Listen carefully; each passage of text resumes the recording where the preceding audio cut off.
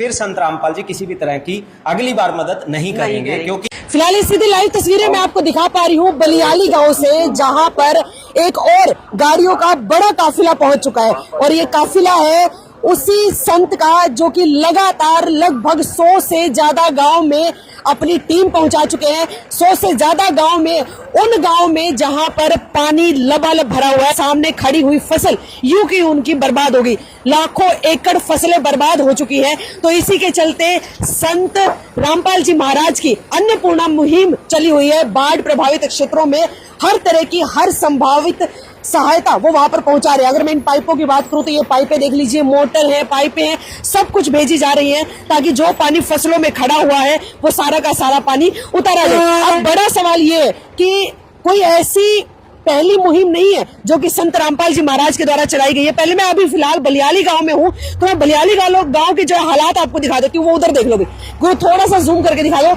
अभी भी खेतों में खड़ी फसलों में पानी लबालब भरा हुआ है और ये पानी उतारने का वैसे जिम्मा प्रशासन और सरकार का है, लेकिन ना प्रशासन आगे आई, ना सरकार आगे आई और ना और ऐसी संगत या फिर और ऐसे बहुत सारे लोग हैं जो कि बड़े बड़े एक संगठन चला रहे हैं, बड़े बड़े संघ चला रहे हैं, बड़ी बड़ी संस्थाएं चला रहे हैं, बड़ी बड़ी संगत चला रहे हैं, लेकिन कोई भी सामने नहीं आया मदद के समय में। सामने आए तो सिर्फ संत रामपाल जी महाराज, उनके अनुयायी और उनकी टीमें। अब ये लगातार एक के बाद एक, जहां जहां से भी उनके पास मदद के लिए गुहार आ रही है, हर जगह पर वो पहुंच रहे हैं और हर जगह पर लोगों की मदद करें।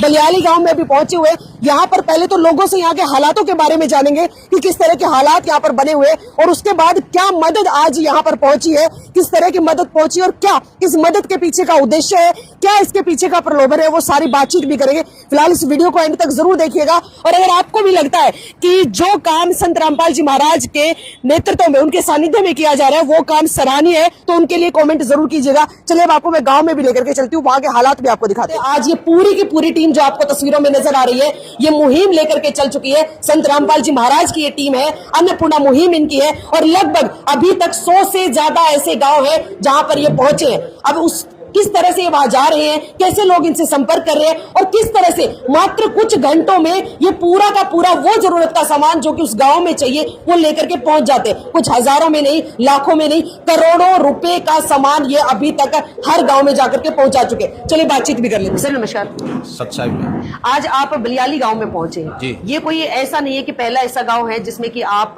जो जरूरत का सामान है वो लेकर के आ रहे हैं। किस तरह से लोग आप तक पहुंच रहे हैं और इतना चंद घंटों में कैसे आप सामान जरूरत का इन तक पहुंचा देते हैं?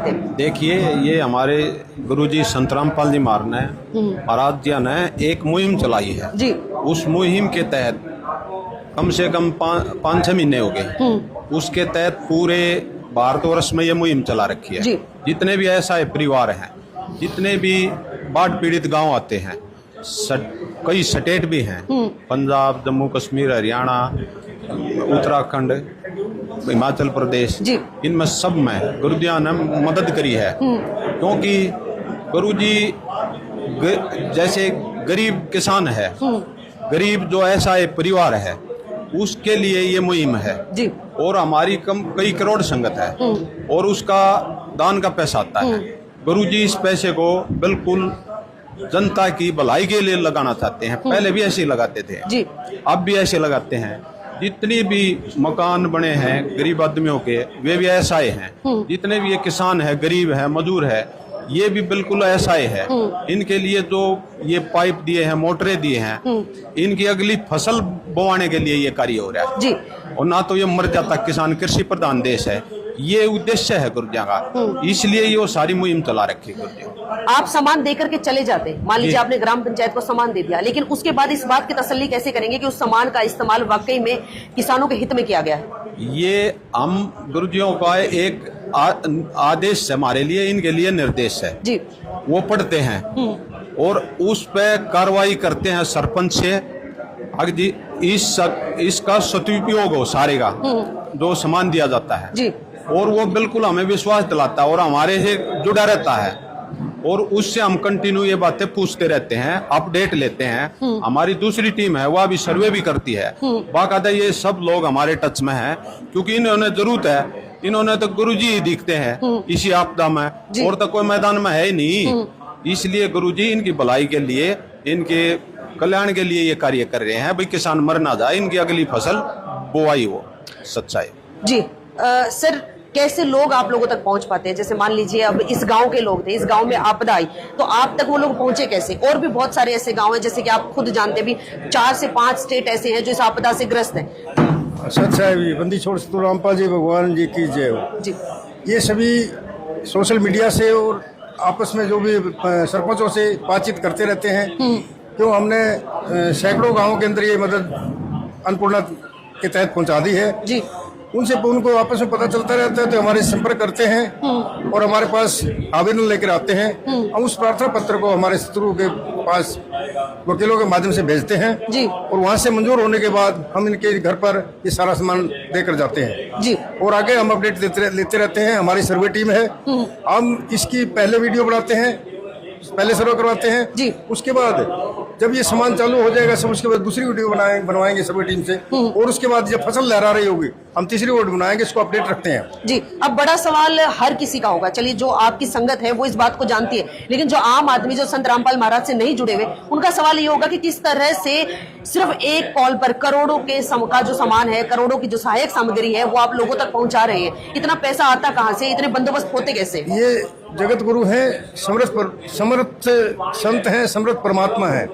हमारे करोड़ों की संख्या में करोड़ों की संख्या में बोलते रहिए। हमारी करोड़ों की संख्या में संगत है, और वो संगत है अगर एक आप ये देखिए, अगर 10-10 रुपए भी दान के दे तो करोड़ों रुपए इकट्ठे हो जाते हैं। और हमारे ट्रस्ट हैं, उन ट्रस्टों के माध्यम से ये सारे पाइप और सभी मोटरें वगैरह जो भी हमारा सेवा का काम होता है वो हमारे ट्रस्ट के थ्रू होता है, और ये सारा उसी से चलता है। चलिए सर, अभी तक की अगर बात करें तो जब इस तरह की कोई भी आपदा आती है, कुछ भी होता है, तो चाहे वो हरियाणा की बात करें तो हरियाणा सरकार, राजस्थान की बात करें राजस्थान सरकार, जो सरकार होती है, जो प्रशासन होता है, उसके ऊपर लोगों का विश्वास होता है कि वो हमारी मदद करेंगे।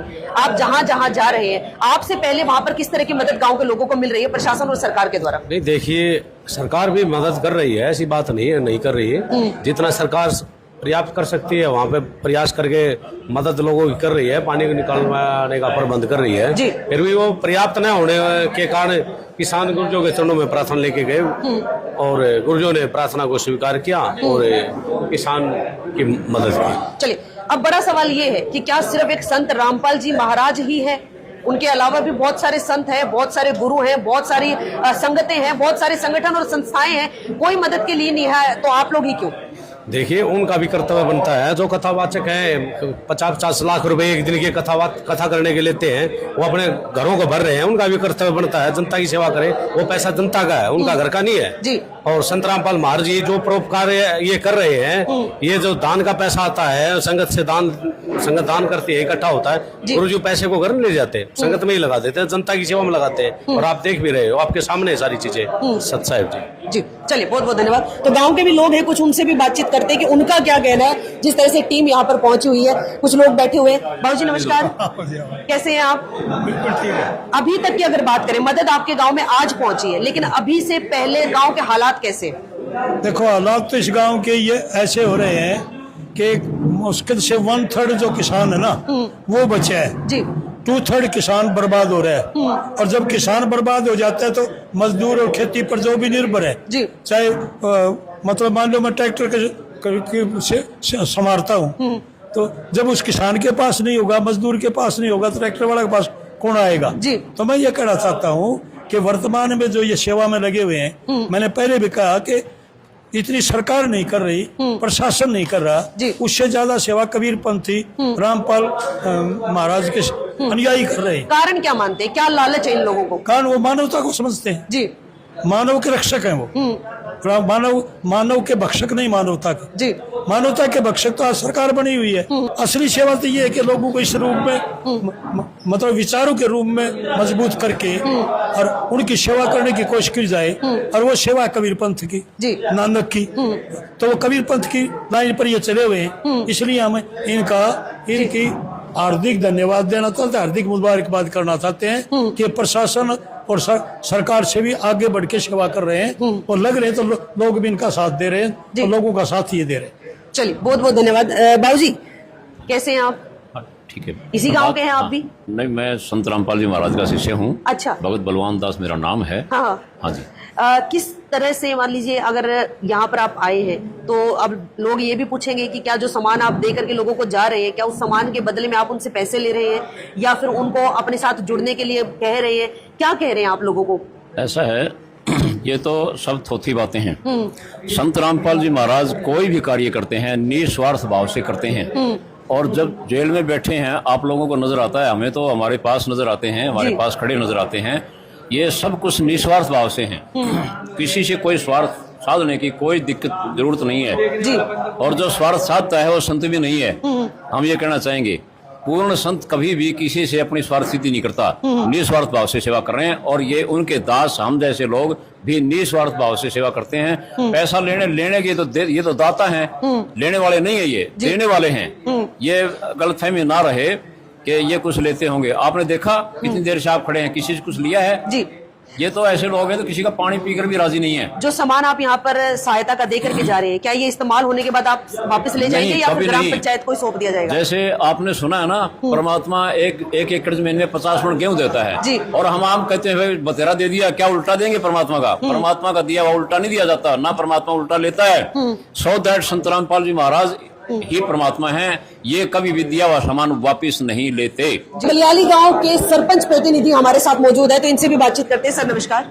नमस्कार जी। पहला सवाल यही है कि अभी तक गांव के हालात क्या, मतलब जब ये आपदा आई उसके बाद से अब किसानों की किस तरह की स्थिति बनी हुई है? क्या पानी उतर चुका है या पानी अभी तक भी खड़ा हुआ है? जिस प्रकार से गांव की स्थिति के बारे में मैंने अपने संबोधन में बताया, हमारे गांव के युवा सरपंच सचिन सरदाना जी ने गांव को जिस प्रकार से जल भराव से बचाया है। गांव के चारों तरफ पानी भरा हुआ है।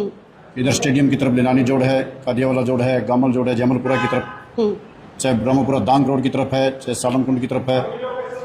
लेकिन गांव को जिस प्रकार से चाहे कहीं बांध बनाने पड़े हों, किसी प्रकार से सरकार के प्रयास से, चाहे विधायक जी के प्रयास से, चाहे अभी संत रामपाल जी महाराज जी की तरफ से जो मदद हुई है, किसी सामाजिक संस्थाओं के प्रयास से, रात दिन मेहनत करके, यदि किसी ने कह दिया कि रात को कि वहाँ आपकी नहर का बांध टूटने वाला है, वहीं उसी टाइम जेसीबी लेकर के वहाँ पहुंचे। आज जो सामान संत रामपाल जी की टीम यहाँ पर लेकर के आई है, इस टीम से आपको अब कितनी मदद मिलेगी? सामान से कितनी मदद मिलेगी?